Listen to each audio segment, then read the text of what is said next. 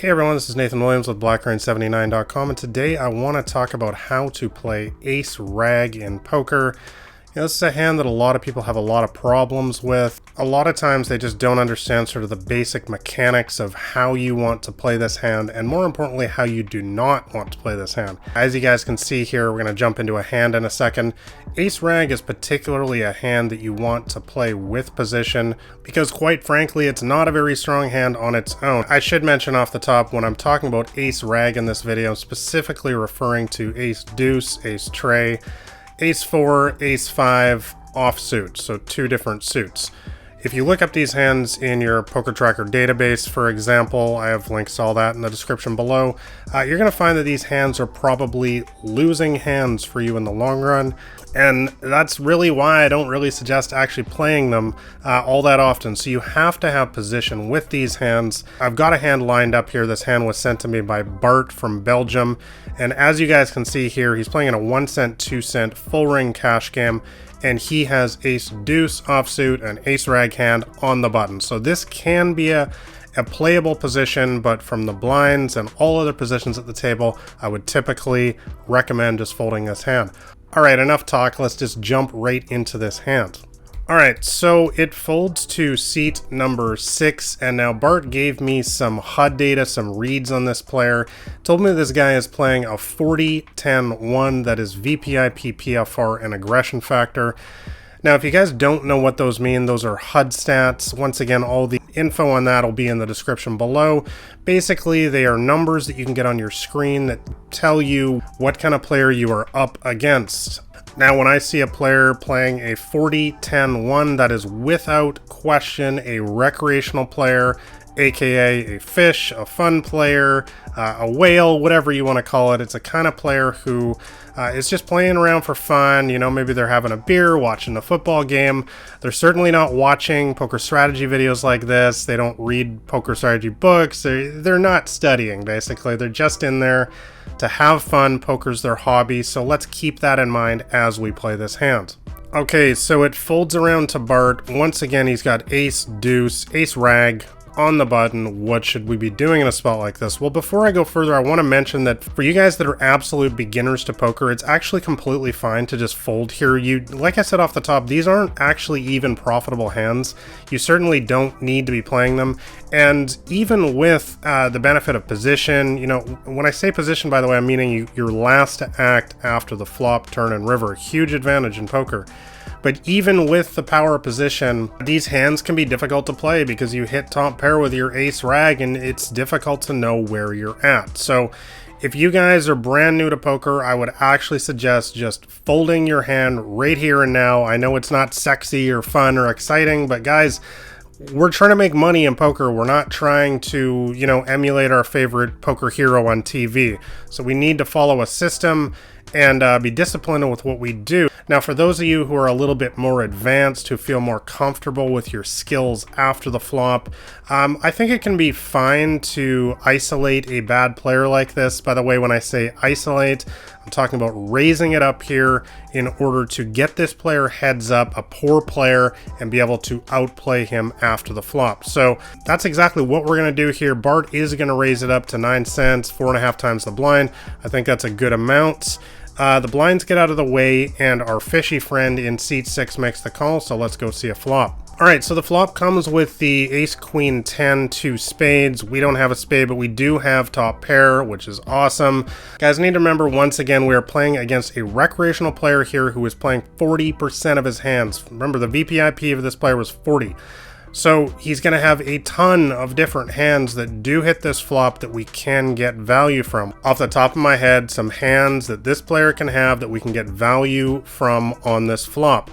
King, Queen, Queen 9, Queen 8, Queen 7, Queen 6, 10 King, 10 9, 10 8, 10 7, any kind of flush draw, any kind of gut shot straight draw. So for instance, if he's got a Jack and a 6 or something like that, you know, he's got a gut shot if he hits the king. So, you know, a player who's playing 40% of his hands, a recreational player, can have tons of different hands like this. Maybe he's got a king 7 of hearts or something, once again for a gut shot. So All of this, basically why I'm pointing out his entire range here, is basically to get you guys to recognize that we are ahead here a lot and that we can bet for big value here. Not just when you're up against a regular kind of opponent, it's a lot different because they're just not going to be in there with hands like King 7 and Jack 6 and all the other hands that I listed below. But we need to always remember that poker is a game played between people, and we need to play the player, not our cards, and to specifically understand the range that our opponent is on, which is going to be very wide in this spot given the player type. So let's see what he does first. Seat 6 does indeed check, so it's on us, and Bart decides to go ahead and make a pot-sized bet. Now, I'm going to say I love this.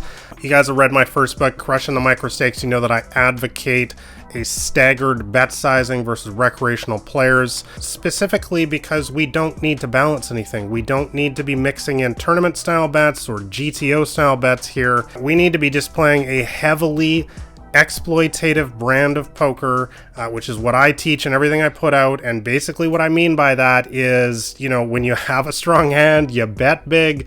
When you don't have a strong hand, you bet small. It's not rocket science, but it works. It works incredibly well at these limits. It's why I have some of the highest win rates of all time in these games, is because I just make the most brutally obvious, simple play, and they call, and I win. It's great. All right, so seat number 6 does make the call. We'll move on to the turn. All right, so the turn comes with the 7 of hearts. It really doesn't change things too much. I mean, if he had the Queen 7 or something like that, I guess he's got there now. But for all intents and purposes, it really doesn't change the dynamic of the board or anything in any meaningful way. We didn't want to see a spade.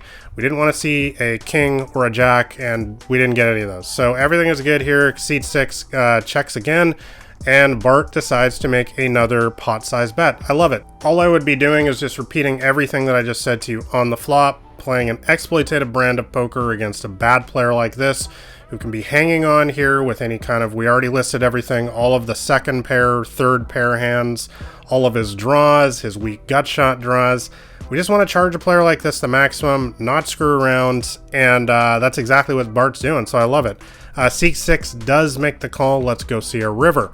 So the river does come with one of the cards that we didn't want to see. Remember, we didn't want to see a spade, we didn't want to see a jack, and we didn't want to see a king. So the king did come, which means that if he has any kind of jack in his hand, he now has a straight. So first off, let's see what seat 6 decides to do. He decides to check. So it's on us now with ace, rag. On this kind of board, on the river, the recreational player is called pot-sized bets from us the entire way. What should we be doing in a spot like this? Well, this is the one point in the hand where I'm going to disagree with Bart's decision making. I think it's definitely a little bit of a mistake here to go for value on this river. It's not a huge mistake or anything, but I think it's just a little bit too thin. I think that even versus a recreational player here, getting a call from something we beat at this point is pretty unlikely. It's really hard to see him calling another barrel here with Queen 6 or something, or Queen 8, you know, now that he's got third pair. I know that, you know, he's going to be like, I got great pot odds, but do fish really look at pot odds? I don't know. I just think overall it is pretty thin. King Queen just got there, and of course if he has any jack, he has us beat. So while I do think it's a little bit close, I think for me, most of the time here, I'm just going to be checking behind and taking my free showdown. I know you guys want to see the results, so let's get to it. Seat 6 does make the call, and he turns over the Jack 9 of hearts for the straight. Ship the pot to him. Alright guys, so what can we actually learn from this hand? Now this is another example of what many people will refer to as a bad beats. I've made many videos on these before. As you guys know, these are the types of hands that people send me almost always. By the way, I'm going to have some new hands coming up soon where I'm going to be showing some of my own hands because I'm sick of reviewing bad beats too, and I don't mean any offense, Bart, if you're watching this, but for anyone who's a long time viewer of the channel here, you know that these are the kind of hands that people normally send me. Now, we still can learn a lot from a situation like this. I think that Bart did play this hand excellently. He charged this player the maximum the entire way to call with his open-ended straight draw on the flop and on the turn. This player did not have mathematical odds to chase his draw. did not have any kind of backdoor draw with the hearts or anything. So this player was calling with 2-to-1 pot odds, both on the flop and the turn, which you just can't mathematically call that. You need more like 4-to-1, 5-to-1 when you're chasing with a straight draw or a flush draw. So this is all to say that we can just refer to the math in a situation like this and just say, look, we run this hand 10 times, 100 times, 1,000 times. We are printing money over the long run versus this player due to the discrepancy between the pot odds that we were giving him and the actual hand odds that this player had. This gap in the middle is what we call profit in poker, because over the long run, you cannot fight the math in poker and expect to win. So there's really nothing that we could have done differently in this hand. As I said before, I actually would have checked behind on the river. I think it's a little bit too thin to go for value here, but it's not like an egregious error or anything like that. I see what Bart's trying to do.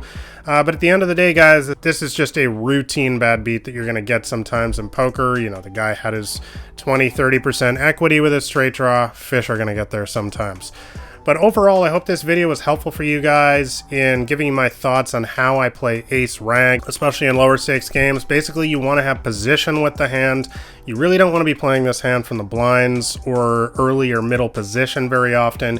You basically only want to be playing it from the cutoff and the button. And you want to have the initiative, if at all possible, every single time. This is something I talk about in Crush Into Micro Stakes, my first book, where near the beginning of the book I talk about the two keys, the two pillars to your success in low stakes games specifically are position and initiative. And that is exactly, if I had to sum up ace rag hands in a nutshell, that's what you want. You want both of them every single time, if at all possible. But for those of you guys that are just complete beginners to the game, honestly, it would not be a mistake to just fold your ace rag hands in almost all situations. Anyways, that's all I got for this one, guys. I hope that my thoughts on this hand were helpful for you guys, and you learned a little bit about how I play my ace rag, as people call it. But as always, I want to know what you guys think, so let me know your thoughts in the comments below. How do you play ace rag in cash games, tournaments? I should mention, actually, that strategy that I'm talking about in this video is specifically for cash games with 100 big blind stacks. In tournaments and sit and goes, the strategy can actually be a lot different when the stack sizes are very low. For instance, if you have 10 big blinds in a tournament and you've got ace deuce, that's just going to be an all-in pre-flop in many situations. So I just want to be clear about that I'm specifically talking about cash games in this video. The example that we went through is from a cash game. But anyways, like I said, let me know your guys' thoughts in the comments below. How do you play your ace rag? What do you think about these hands in general? Do you think they're good? Do you think they're bad? Do you think they get you in too much trouble? Let me know your thoughts on that in the comments below. And as always, if you guys enjoy watching poker strategy videos like this, make sure you guys are subscribed to the channel here, because I'm putting them out every single week. And also shove all in on that like button, because it helps me out. I appreciate you guys watching. I'm going to leave another video right here that I recently made that I think will help you guys out. Thanks a lot for watching, guys. I'll catch you in the next one. This has been Nathan Williams with BlackRain79.com.